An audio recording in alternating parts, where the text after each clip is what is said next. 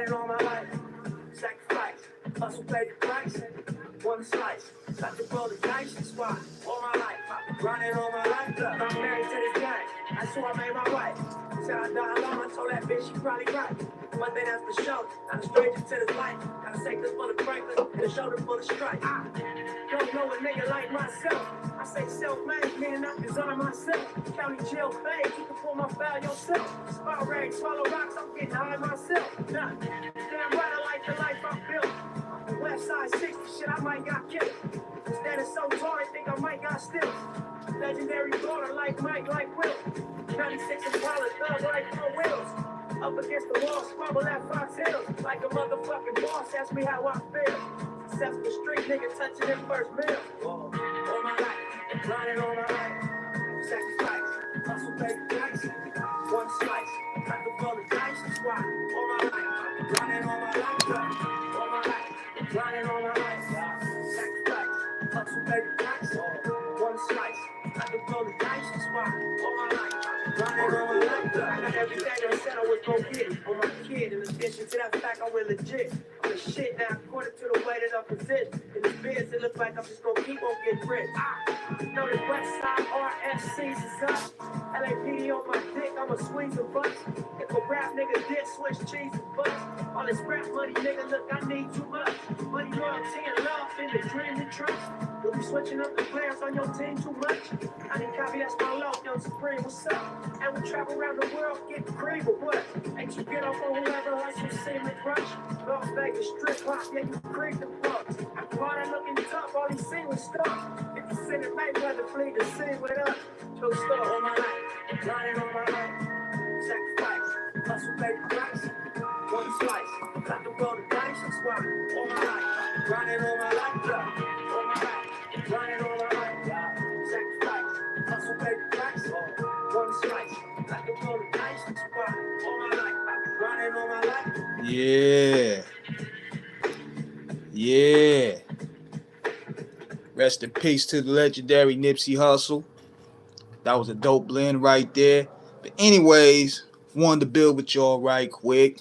You know, welcome to the Off the Cuff Radio live stream. I'm King Eric, the Media Assassin, and I'm coming with y'all here with some wrestling content, man. Coming up with y'all with some wrestling content. I ain't give y'all no wrestling content yesterday because I was busy. Because, you know, I had the interview with Cocaine last night. That was a dope bill. So, I'm looking at what's going on. We in WrestleMania season. You know what I mean? We in WrestleMania season. Things is transpiring in a rapid rate. First thing first, I want to talk about this situation here with John Cena getting officially indoctrinated in the whip. You know what I'm saying? Officially in the whip. He's officially in with the elites. For those who don't know, if you watch the Oscars, John Cena is officially a part of their club. He's been teasing it. I mean, he been teasing it for like almost a couple of years. When you gotta dress and drag, and you gotta do all this weird stuff. But him coming out naked was a part of the initiation. So now, expect those big roles to start coming. Your cab is off the hook. NWA's classic. Appreciate you. Those big roles gonna start coming for him now. Watch. The Oscar, he gonna get a good Oscar next year. I guarantee it. He gonna get nominated for the best picture, even though he ain't really got the best picture. So he's gonna really be out there now. He ain't gonna really need to wrestle no more. Because the minute you start wearing dresses and playing with makeup and wearing bra and panties and dressing in drag, you in there now. Cat Williams said it best. You in there now. He had to take the oath. Oh, that's the Hollywood game. So I don't expect to see him at WrestleMania now. He don't need it. He don't need to wrestle no more. Don't big roles gonna start coming for John now. Watch him get a cameo in the new Bad Boys movie. Watch. Oh, we saw him all right. Pause. We saw him all right. We saw him all right. We should go get a GoFundMe for these teeth. Matter of fact, you know what I could do? Your mama need a GoFundMe to scrub her dirty pussy. That's what they need to do. She need to go good. Tell that dirty bitch that. She needs to GoFundMe to clean that stank pussy of hers. Tell her that. Tell her that. I'll set the GoFundMe up right now. Shoot, I'll drink toilet water before I go up in that. Come on, y'all want to get disrespectful? Let's go round 2. You don't want to do that. You don't want to do that with me, man. I'm trying to talk wrestling. I'm trying to be positive. I will take it there. I will drink shots of Drano before I taste your mama's cat. So get up out of my line. But yeah, going back to the topic at hand. A lot of things going on with the wrestling world. And I seen the promo. I didn't really watch too much of Monday Night Raw. I was busy because, like I said, I did an interview with Cocaine, which was dope. Big shout out to the big homie. He gave me my flowers. Pause. He gave me my flowers. And we had a dope interview. I'm going to definitely upload that interview probably this week. I got also the interview with Lil Six. I got all of that. Just saying I would donate to the less fortunate. Nigga, your mama's already the less fortunate. You need to focus on her. Can't keep her off the strip. You need to keep your mama off that blade. Hope your mama pussy look up there looking like sagging baloney out there. You need to do a better job of keeping up with your mama habits. Don't worry about my teeth, homeboy. Don't worry about the teeth, dog. Worry about your mama. But back to the topic at hand. So I'm watching Monday Night Raw, and I'm looking at the promo with Cody Rose. Now, Cody Rose, see, get up out of here, man. You over there worried about my teeth, nigga. I'm about to set that GoFundMe up for your mama right now. Get out of here.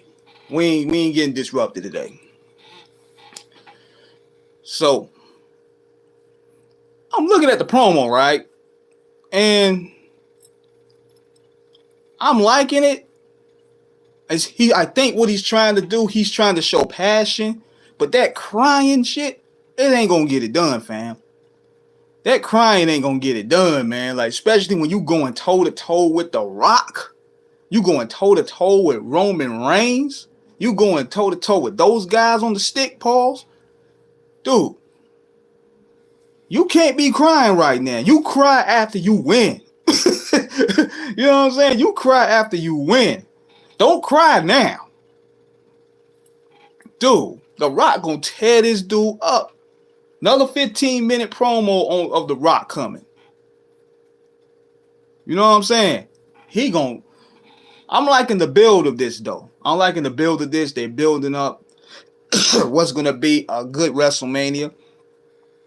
Even though the card look like it's all over the place. But, you know, in defense of the WWE, it's kind of like they're trying to pivot. Because 3 of their big stars went down. You know, CM Punk went down. Brock Lesnar. We don't know if he's going to show up or not. Seth Rollins was down. Now he could wrestle 2 times in one night. So it's uncertainty going on. Then you got The Rock. He came in out of nowhere, just changed everything. He changed the whole trajectory. You know what I'm saying? So, but it's good for business. It's good business. It's good for business. It's good to bring interest. You know? But that crying shit ain't gonna cut it, dog. Like, I don't get it what it is with today's wrestlers, man. Like, y'all sitting here, y'all want to cry all the time, man. This is the thing that annoys me about the wrestler today. Niggas be sitting here crying and shaking hands all the time. I was waiting for yesterday when I seen Sami Zayn and what's the guy name? What's the dude name that he wrestled yesterday? Chad Gable. I was waiting for Chad Gable to be like, yo, that's my title shot, man. I don't want you having that shit. Clip his leg. But these guys don't do that no more. These guys ain't really bitty badasses like that, man. I'm like, dang, man. That's what I miss about the old wrestling, man. The old wrestlers, like a Chris Jericho or something, he'll shake your hand, but then he'll go behind you and clip your leg or something.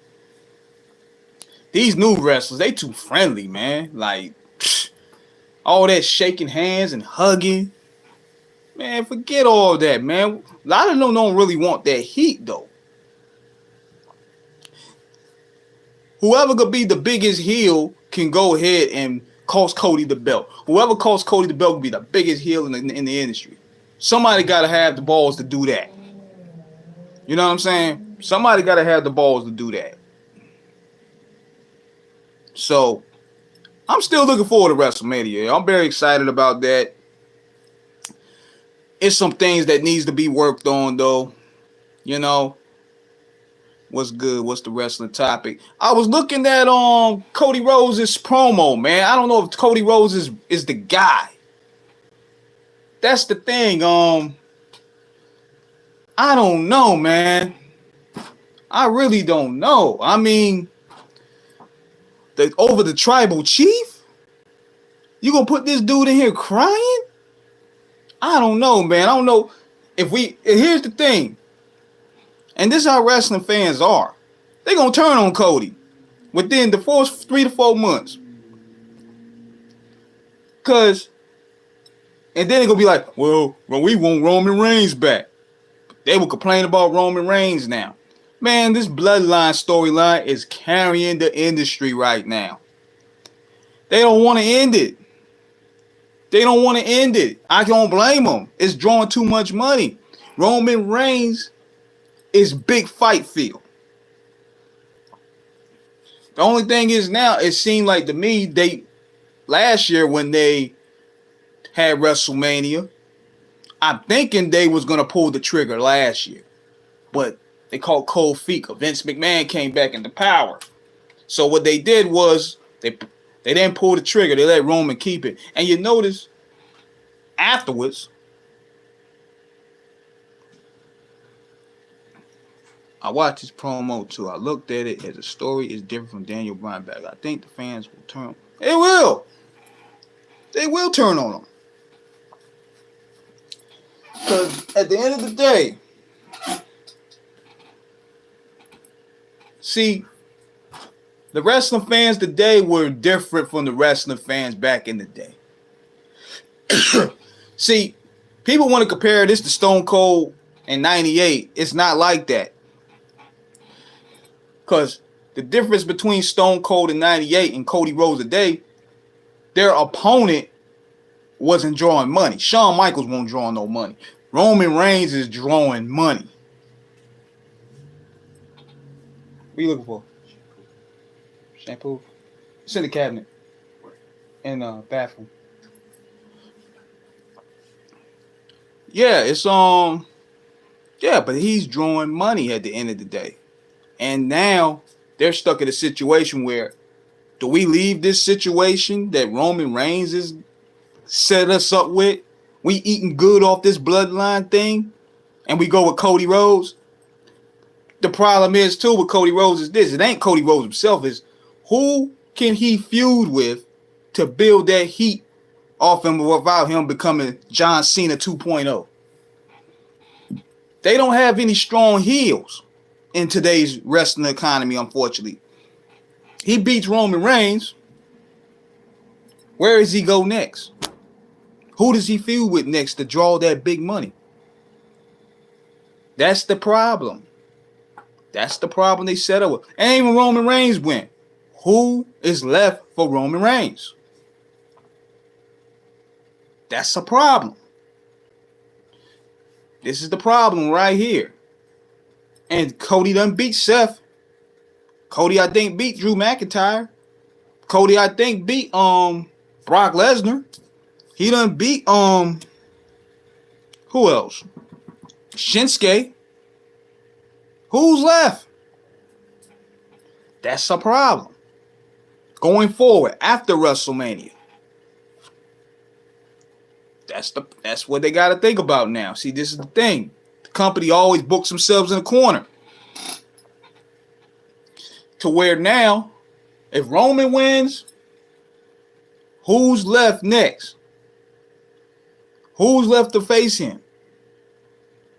You gonna let him hold the title and don't defend it? Cody Rose. Who can draw a program with Cody Rose to where it's must-see TV? Nobody. No, I mean, CM Punk, he ain't coming back to probably like September. At the most. Punk turning heel would have been the best bet. Exactly my point. This is a different era from the Attitude Era because Roman Reigns is the biggest box office attraction ever aside 2020. Exactly. See, where it was Shawn Michaels wasn't drawing money. He won't draw money, so therefore it was like, okay, what's handed to Steve? And Steve scored touchdown after touchdown. We're in a situation where the draw is the heel. So now there's even with now, they're sitting there like, damn, we end this bloodline thing. Cody Rose might find the risk of still being overshadowed because then, hypothetically speaking, The Rock and Roman feud. Cody ain't gonna main event after that. This is the problem that they're running into right now. This is unless Triple H to his credit, he's a better booker than Vince McMahon, but he ain't the best. But to his credit, he's a way better booker than Vince McMahon, so he'll find a way to make it happen. But I don't know right now. I mean, there's so many layers to this. There's so many layers to this. And even with that world title that they got, I mean, that title is looking like an afterthought. Seth Rollins ain't even focusing on that title. He's focusing more on The Rock and Roman. Nobody can think of the moment. There's no long dominant champion in modern like era like Roman Reigns, especially if he ends up passing Hulk Hogan. Yeah, that's what I'm saying. You in a situation where the fans won't change, but y'all ain't really gonna get behind Cody like that, cutting promos like that. They don't wasted the matches with Brock Lesnar. Brock Lesnar could have been perfect this year. They don't have Omos. Let me tell you all this. I'm gonna keep it 100. Omos could have been a draw. Okay? Omos could have been a draw. But they dropped the ball on that. Because in today's wrestling, they don't really like big men. There's no big men in today's wrestling. Everybody has the indie look. Unfortunately. Like, even with AEW they got money right there, but they're not working with it. What's that big guy name? That black guy, Hobbs. They got Warlow. Those two guys alone could draw money. Warlow, like, he's ready to be a star. But see, he ain't 5'6". He ain't got the indie look. He's built like a superstar. He's built like a pro wrestler. Warlow should be feuded with Samoa Joe. But see, they don't like, unfortunately, we in the time and era where we in this anybody could be a pro wrestler type stage. You know? But you got a lot of guys. I'm going to tell you this too. And saying, man, my brother could disagree all he want. I love him to death, but man, we got to disagree. The day they start putting guys like Austin Theory in the front line, I'm gone. You ain't gonna see me watching this shit. I do not want to see no Austin Theory in the main event, bro. I do not want to see dudes like that. No. I'm out of here. I'm gonna find the next Fed and build that up. I might go find a pro-black Fed or something. I'm not watching nothing. I'm not watching Austin Theory every week. Or Grayson Wall. I'm not watching these dudes. They ain't got it to me, fam. They too vanilla to me, man. We don't need vanilla dudes up there. Them dudes is like pre-John Cena and pre-Randy Orton. We don't need to see them. Omos, yeah, man. Omos should be the big attraction. Omos, even though he may have a limited set, but his size alone. But see, they wasted him with Lashley. He took too many losses to be taken serious now. When he lost to Seth Rollins, that was it, fam. He could have got it back if he would have beat Brock Lesnar, he would have been next in line. But we know Brock Lesnar ain't taking no L's. We know Brock ain't taking no L's, man. It would have been the right thing to do. Because I'm like, man. And you know what I don't like, too? And this is my rant right now on how the WWE is treating black talent right now. I don't like this shit they doing with Bobby Lashley, man. I don't like what they doing with Street Profits and Bobby Lashley. You got them do feudal with carrying crosses. He ain't got no heat, man. Nobody cares about this dude, fam. This dude is X-Pac heat on steroids. At least X-Pac, for the most part, was a part of a good faction with D-Generation X. This dude here, he ain't got no heat with him at all. Then they bring the Authors of Pain back. They ain't got no heat. Then they bring in Paul Ellering, even though he's one of the greatest managers ever, he can only do so much. I'm like, what kind of chemistry? What's the story behind these guys? Why are you putting them together? What's the story between why they want the beef with Lashley and the Street Profits? They dropped the ball with that, man. I mean, Lashley and the Street Profits should be the stable right now next to the Bloodline. They could be the answer to the Bloodline right there. Forget Judgment Day. See, you notice this. They should be getting the heat that Judgment Day is getting right now. Man, Lashley and what's his name? Montez alone is nicer than the whole Judgment Day. But see, I gotta blame this on Triple H. He had the obsession of getting his indie boys over. It's no different from Tony Khan when he put bum-ass Sammy Guevara in the front line. They all have their favorites. It's always been that way in wrestling, man. They always got to stick their favorites with the guy. They still want to push him out there. The Street Profits should be in line. They should be getting the pushes to Judgment Day, man. But see, they don't have that look. And plus, they black. So, they don't have that indie look about them.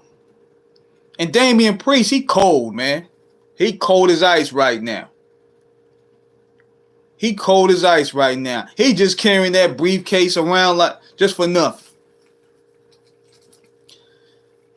So I'm like, y'all trying to make Judgment Day the answer to the Bloodline when it's not really believable. What's believable is having Bobby Lashley and the Street Profits be the answer to that. And add Omos to that. Now you got a clash. Because Lashley could still go. Lashley is still popular. Lashley is still over. Why you got him feuding with these bums, man? Bobby Lashley is still the most over guys there. Even though they could have been heels, they turned them in the face. They still could have kept their edge. You know what I'm saying? I don't like how they got demoted like that. But you had your own crew right there. Lashley and MVP could reunite. Bring in the Street Profits and Omos. Let them be the answer against the Bloodline. And there it is. But if you ain't, in today's WWE, it's like this. Either you got to have a Samoan lineage or you got to have an indie lineage. You have neither, you screwed. You screwed. But yeah, Lashley and Lashley should be in line with this shit, bro. Like, come on. Then you had Cedric Alexander and Shelton Benjamin. They wasted them. Like, you had potential right there. Triple H is just as bad as handling black talent as Vince McMahon in a way. Vince McMahon eventually he'll give in, but I haven't seen any results with Triple H's WWE and black talent so far. That's just my opinion. He's doing a good job in trying to give everybody an opportunity, but I feel the black talent should get more of a better shake. Like, I don't like seeing Naomi out there jobbing. I knew that was a punishment right there. Because it's like, okay, you and Sasha, y'all did what y'all did. You gonna have to do these jobs. All companies do it. All companies do it. You, especially if you left in bad terms, they gonna make a fool out of you and build you back up. They all do it. Like, oh, I gotta say this too. Big congratulations to Paul Heyman, man. Paul Heyman in the Hall of Fame. One of my inspirations, as a matter of fact, man. Paul Heyman is one of my inspirations for real, because Paul Heyman is one of the coldest talker in sports. And I'm not talking wrestling. I'm talking sports, period. That man can hype up a fight. That man can sell a fight. That man manager, he managed some of the best talent ever. And he's one of the greatest bookers ever. One of the great. He understands what the people want. ECW came from that. And he deserves so much homage for that. Even though he's a crook. He's a crook, but who ain't in this business? He had to maneuver like a crook in different ways. But what he brought to the dance is impeccable, man. Paul Heyman is one of the best talkers in sports. And I'm not like I said, I'm not talking just wrestling. Sports. You could throw in NFL, you could throw in the NBA, you could throw in the boxing, you could do it at the UFC, whatever. He's one of the GOATs, man. And it's great to see him get his accolades. Now, who they gonna have to nominate him in? I don't know. They might have to. You know what they might do? Check this. This is what they should do. Have the Dudleys do a surprise appearance. Get a flaming table. Put somebody through. Put one of them Judgment Day niggas through. Put Austin Theory through, man. I'm like, put one of these dudes through it.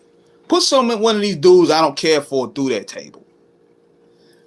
Get the Dudley boys out there for one time. Get like a mini ECW reunion going on, man. Come on, do that for Paul, man. But yeah, Paul Heyman, congratulate Paul Heyman. He did it all. Created counterpart. Exactly. And see, here's the thing. See, this is what makes Paul Heyman better than Eric Bischoff to me. Eric Bischoff came in. He had an unbalanced. He had a non-stop checkbook.